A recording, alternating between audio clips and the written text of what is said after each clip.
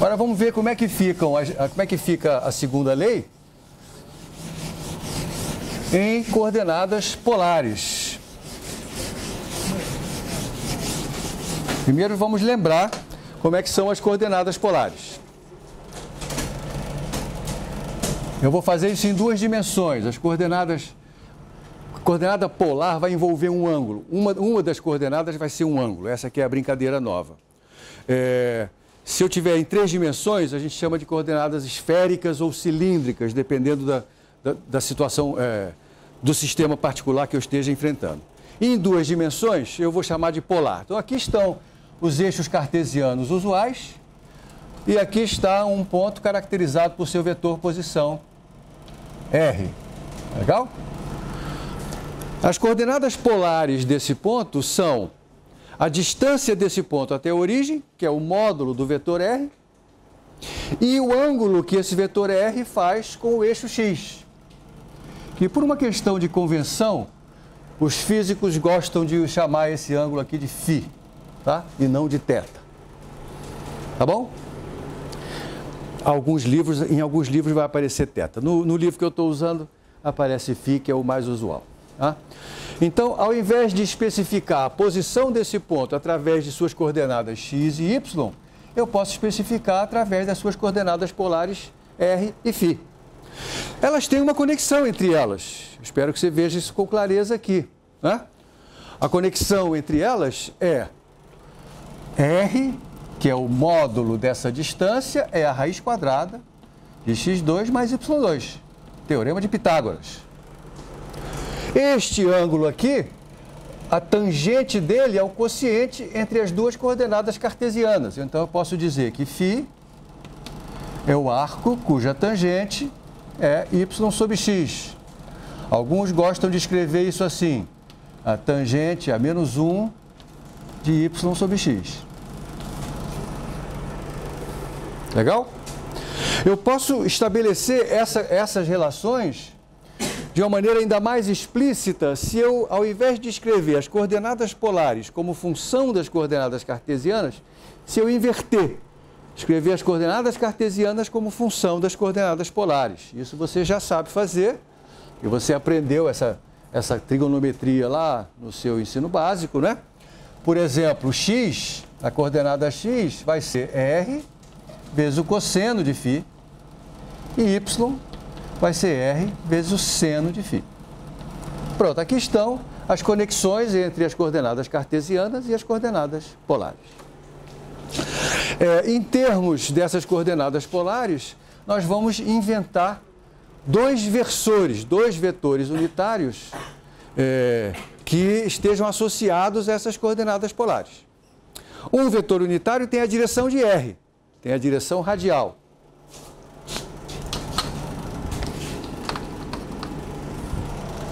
Então, aqui está o vetor unitário na direção de R, em azul, chamando ele de R chapéu.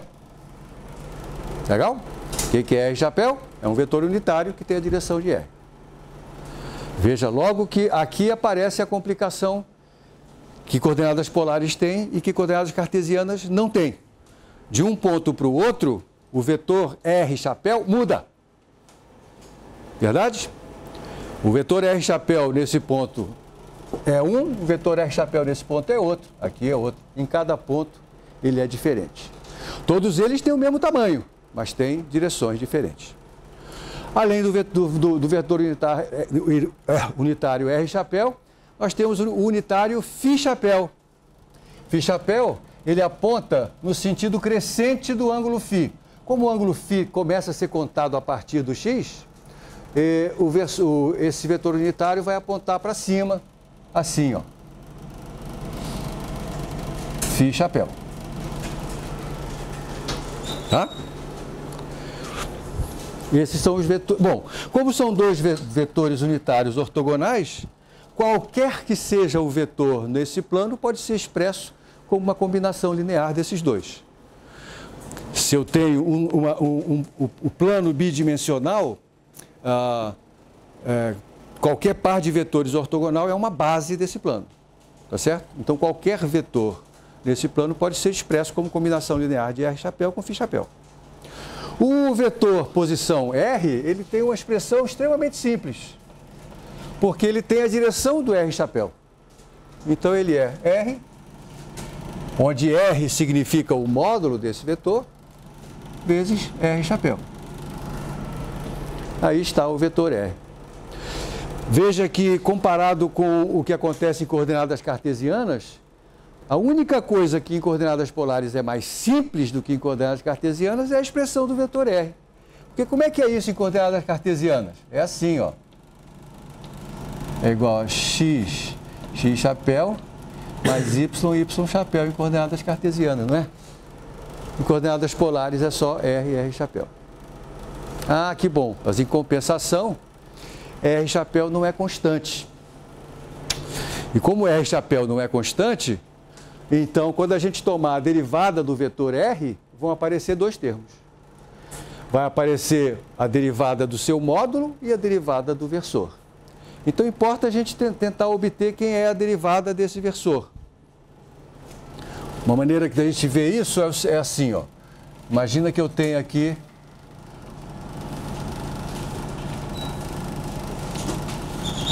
dois pontos, vamos chamá-los de P1 e P2. Aqui está o versor R. Isso aqui estão associados a instantes T1 e T2. Isso aqui eu vou chamar R de T1. E aqui eu tenho R de T2. Desculpe, R chapéu de T2. E aí eu relembro o que é uma derivada, né? Derivada é o limite, quando ΔT vai a zero, da diferença entre esses dois valores próximos da função que eu estou derivando. Então eu vou desenhar aqui R de T1, R chapéu de T2,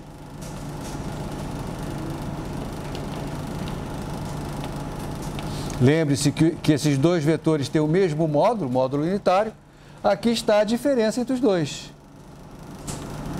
O que você aprendeu também lá na física por atividades, não é isso? Aqui é o ΔR chapéu. O que vai acontecer quando T2 e T1 se aproximarem?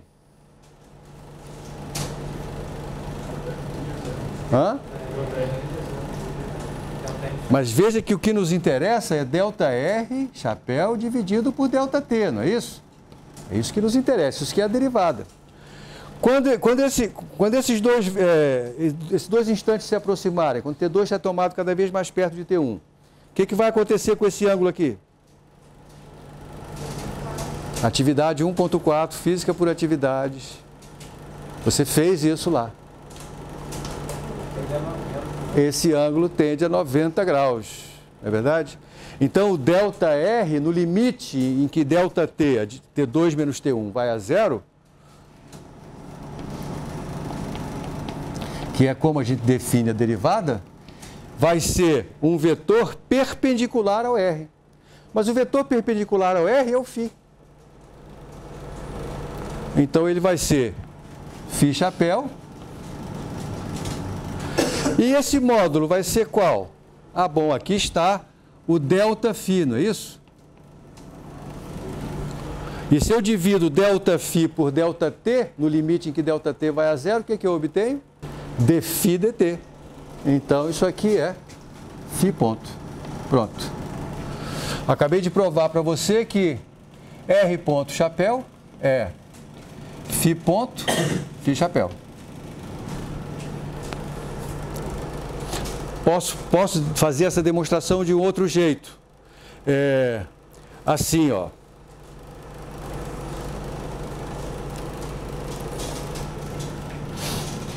Outro jeito de fazer essa demonstração. R chapéu pode ser escrito da seguinte maneira. A projeção dele na direção x é o módulo dele vezes o cosseno de φ. Mas o módulo de R chapéu é 1. Então isso aqui é cosseno de φ. X chapéu. Da mesma forma, a projeção y dele é seno de φ. Φ chapéu, como é que é o φ chapéu? Vamos ver. O φ chapéu, a projeção x dele tem um sinal negativo, tá vendo? e envolve o seno de φ. Então vai ser menos seno de φ x chapéu. A projeção y é positiva e envolve o cosseno de φ. Aqui estão os dois, a relação entre os versores de um sistema e de outro. Agora eu vou derivar isso aqui. dr chapéu dt. Agora eu tenho que fazer essa derivada. Ah, mas essa R chapéu está escrito em coordenadas cartesianas. X e Y não dependem do tempo. Então só quem vai depender do tempo é o φ. Então eu tenho que derivar o cosseno de φ. Qual é a derivada de cosseno de φ? Está faltando coisa. Menos seno de φ, dφ dt. É a regra da cadeia. Ah, mais uma ferramenta na nossa caixinha, a regra da cadeia, né? Então aqui está, é menos φ ponto, seno de φ, x chapéu. A outra parcela, derivada do seno φ, cosseno φ vezes φ ponto. Então vai ficar φ ponto, cosseno de φ, y chapéu. Eu posso fatorar o φ ponto, sobra menos seno de φ, x chapéu, mais cosseno de φ, y chapéu, que é exatamente φ chapéu. Então, está aqui demonstrado outra vez que R chapéu ponto é igual a φ ponto, φ chapéu. Legal? Seguiu isso? Tem duas maneiras de fazer isso, uma maneira mais geométrica e uma maneira mais analítica. Eu vou concluir hoje mostrando de que maneira, mostrando que é a derivada do φ chapéu, porque assim como o R chapéu depende do tempo, o φ chapéu também vai depender.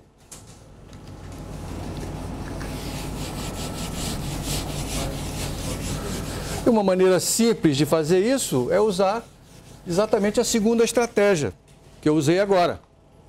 Vamos derivar isso aqui. Legal? Vamos lá. Me ajude. Estou derivando φ chapéu. Qual é a derivada disso aqui?